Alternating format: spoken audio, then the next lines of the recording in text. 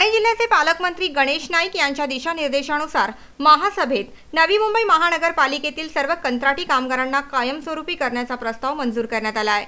नवी मुंबई महानगरपालिकेच्या नुकत्याच पार पडलेल्या महासभा बैठकीत 9500 कंत्राटी कामगारांना कायमस्वरूपी करण्याचा प्रस्ताव मंजूर करण्यात आला आहे।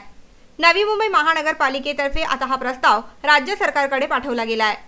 ठाणे जिल्ह्याचे पालकमंत्री गणेश नाईक यांनी सांगितले की ते राज्य सरकारकडे हा मुद्दा उपस्थित करून मुख्यमंत्र्यांशी देखील यावर चर्चा करतील। प्रश्न असा आहे की आता अशासकीय ठराव जो आला आहे आता तो माननीय आयुक्त नगरविकास खात्याकडे पाठवतील। नगरविकास खातं त्याला नियोजन विभाग आणि सामान्य प्रशासन विभागाच्याकडून त्याला मान्यता घेण्याचा प्रयत्न करतील।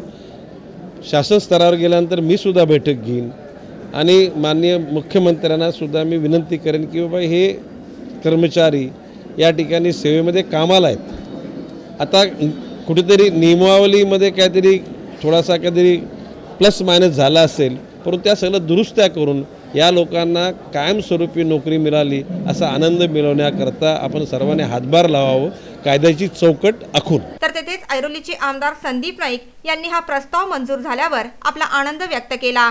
अनेक दिवसापासून जे कंत्राटी कामगार आहेत त्यांना त्या ठिकाणी परमनंट व्हावं ही इच्छा त्यांची होती आणि हा सर्वांगीण लोकांचा त्या ठिकाणी विचार करता आदरणीय नाईक साहेबांच्या मार्गदर्शनाखाली हा एक चांगला महत्त्वाचा अशासकीय ठराव मंजूर झालेला मला विश्वास आहे की UD डिपार्टमेंटकडे हा प्रस्ताव गेल्यानंतर लवकरच त्या प्रस्तावाला मंजुरी मिळेल आणि खऱ्या अर्थानं या ठिकाणी एक आनंद या कंत्राटी कामगारांना या इकडच्या नवी मुंबईतील या सर्व कामगारांना मिळेल असा विश्वास मला। ब्युरो रिपोर्ट NMTV बातमीपत्र।